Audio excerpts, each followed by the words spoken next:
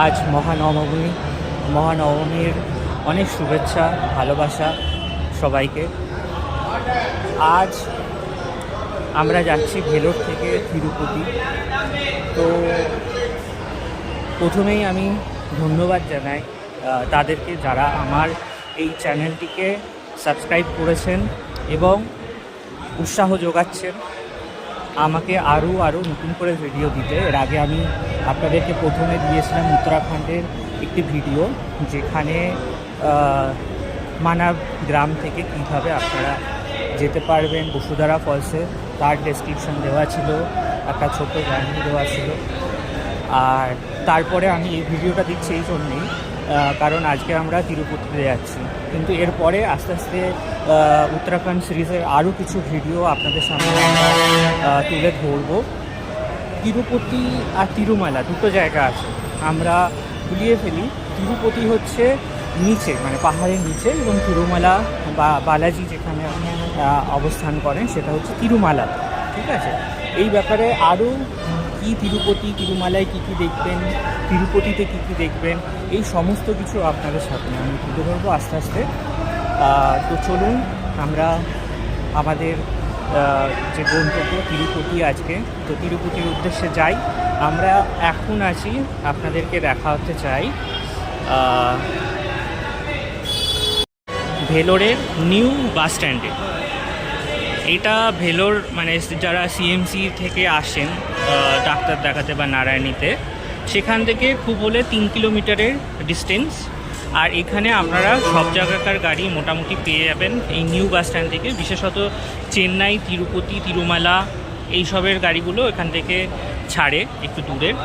আমরা যাব হচ্ছে এই গাড়িটা করে আজকে, এটা সরকারি বাস, আমরা এই বাসে আজকে যাব। এবার বলি যে তিরুপতি আর তিরুমালা। তিরুপতি হচ্ছে সেই জায়গা যেখানে মা পদ্মাবতী আম্বাবাই জন্মেছিলেন। এর একটি গল্প আছে ছোট, সেটা আপনাদেরকে বলে রাখি। বৈকুণ্ঠে একটা সময়, যেরকম আমাদের প্রত্যেকটা পরিবারে স্বামী স্ত্রীর মধ্যে ঝামেলা হয়ে থাকে, তো সেরকমই বিষ্ণুদেব এবং মা লক্ষ্মীর মধ্যখানে একটা ঝামেলা সৃষ্টি হয়েছিল। তো সেই সময় মা লক্ষ্মী তিনি স্বর্গ ত্যাগ করে মর্তলোকে এসেছিলেন এবং তিনি জন্মগ্রহণ করেছিলেন মনুষ্যরূপে এই তিরুপতিতে। এবং কিছুদিন পরে যখন বিষ্ণুদেব অনুতপ্ত হলেন ক্ষমা প্রার্থনার জন্য, তিনিও মনুষ্যরূপে জন্মগ্রহণ করেন বালাজি রূপে তিরুমালাতে। আর তিরুমালাতে অলরেডি বিষ্ণুদেবের এক অবতার বরাহ দেবের অলরেডি সেখানে বাসস্থান ছিল এবং তিনি সেখানকার বাস করতেন সেই সময়। তো তারপরে শ্রী বিষ্ণু যখন বালাজি রূপে আবির্ভাব হন এই ধরাধামে, তারপরে তিনি এবং মা পদ্মাবতী আম্বাবাড়ি একে অপরের সাথে পুনরায় বিবাহ করেন এবং তারা দুজনেই এই তিরুমালা পর্বত যেটা আছে, তিরুমালা পর্বতে তারা বাসস্থান করেন। তো আপনারা কোথায় থাকবেন বা কী করবেন, দেখুন তিরুপতিতে থাকার জায়গায় প্রচুর আছে, প্রচুর বেসরকারি হোটেল, গেস্ট হাউস আছে। এছাড়া আপনারা চেষ্টা করতে পারেন তিরুপতি যে ট্রাস্টি বোর্ড আছে, সেই ট্রাস্টি বোর্ডেরই দুটোই প্রান্ত নিবাস আছে এখানে। একটি তিরুপতি স্টেশন, রেলওয়ে স্টেশনের কাছে, আর একটি হচ্ছে বাস স্টেশনের কাছে, যেটা সেন্ট্রাল বাস স্টেশন আছে সেই বাস স্টেশনের কাছে। যেটি বাস স্ট্যান্ডের কাছে আছে সেটি হচ্ছে শ্রীনিবাসন কমপ্লেক্স, যেটি সবথেকে বড়, এবং যেটি আপনার রেলওয়ে স্টেশনের কাছে আছে সেটি হচ্ছে শ্রী বিষ্ণু নিবাস কমপ্লেক্স। অপেক্ষাকৃত একটু ছোট। তো মূলত এখানে আপনাকে আগাম টিকিট বুকিং করতে হয়। তো আমরা চেষ্টা করছি আজকে গিয়ে যদি থাকার জায়গা পাওয়া যায়, কারণ এখান থেকে বিশেষ যে দর্শন হয় যেটি কম সময়ের মধ্যে হয়ে যায়, তার টিকিটটাও এখান থেকে পাওয়া যায়। এবং আপনারা চাইলে এখান থেকে এদের কিছু ট্যুর হয়, মানে আপনি যদি মনে করেন যে আপনি পুরো তিরুপতিটা ঘুরে বেড়াবেন, তো সেটার জন্য আপনি এখান থেকে ট্যুর বুকিং করতে পারেন। মাথাপিছু আপনার 200 টাকা থেকে শুরু ট্যুর, ইনক্লুডিং মহাপ্রসাদ এবং স্পেশাল দর্শন। কারণ মা কথিত আছে, যদি আপনি তিরুপতি বালাজিকে দর্শন করতে চান তাহলে প্রথমে আপনাকে মা আম্বাবাড়ি কাছে দর্শন করতে হবে, কারণ মায়ের আশীর্বাদ নেওয়ার পরেই আপনি ঈশ্বরের আশীর্বাদ নিতে যেতে পারেন। এবং শুধু ঈশ্বরের আশীর্বাদ নয়, আপনি যখন বালাজি দর্শন করবেন, বালাজি দর্শন করার পরে অতি অবশ্যই আপনি ওখানে যে বরাহ অবতারে বিষ্ণুদেব পূজিত হন তাকেও কিন্তু দর্শন করাটা বাঞ্ছনীয়।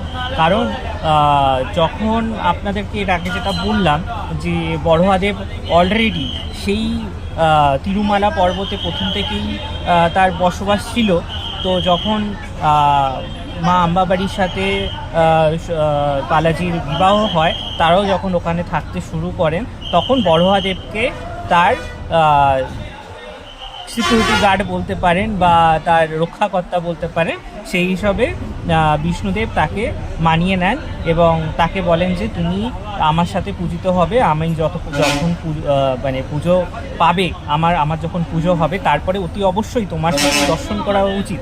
যদি দর্শন না হয় তাহলে সেই ভক্ত তার পূর্ণতা লাভ করতে পারবে না।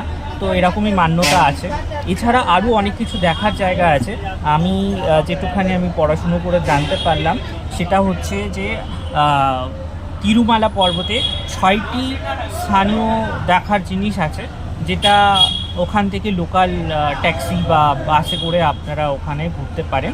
তো অতি অবশ্যই যদি আমরা ঘুরতে পারি তাহলে আপনাদেরকে সেটাও দেখাবো। তো চলুন এখন যাওয়া যাক, আমাদের বাস আর কিছুক্ষণের মধ্যেই হয়তো ছেড়ে দেবে। তবে একটা কথা বলে রাখি, আমাদের এটা খারাপ বা ভালো কিছু আমি সেটা আপনাদের উপরেই ছাড়বো। একটুখানি আপনাদেরকে বাসের ইন্টেরিয়ারটা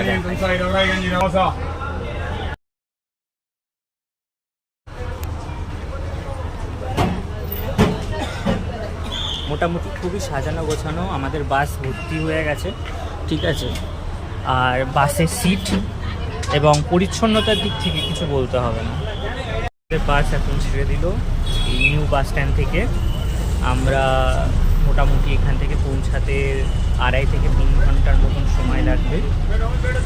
তো আমরা আজকে বেলায় যাচ্ছি এই কারণ আমরা 2 দিন ওখানে থাকবো, ইচ্ছা আছে সেই জন্য।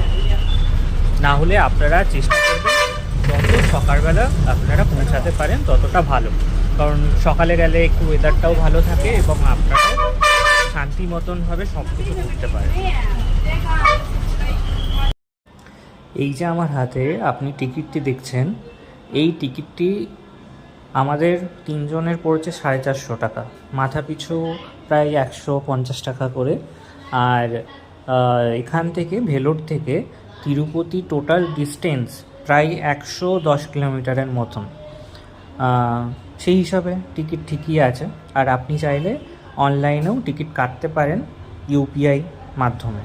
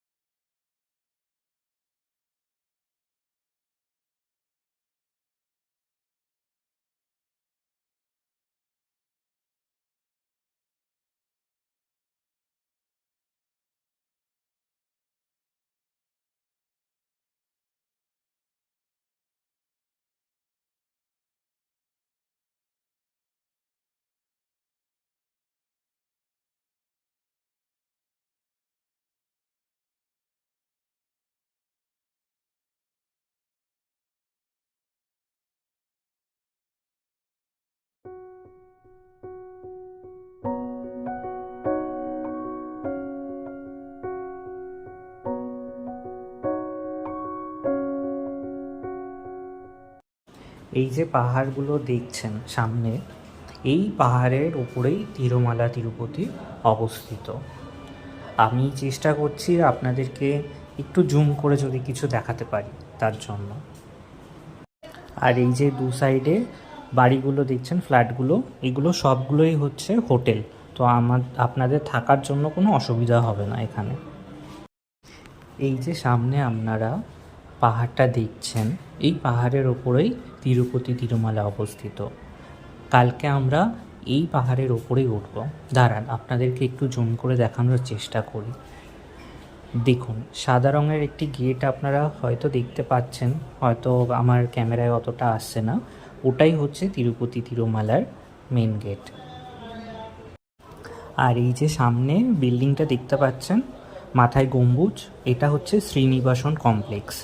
আর দেখুন একটু আমাদের গর্ব কীরকমভাবে উঠছে, দেখে সত্যি খুবই ভালো লাগছে।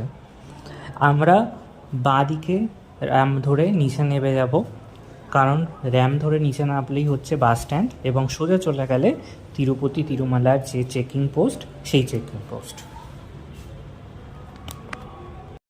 আমরা এখন চলেছি শ্রীনিবাস কমপ্লেক্সে। দেখি যদি থাকার কোনো ব্যবস্থা হয় ওখানে।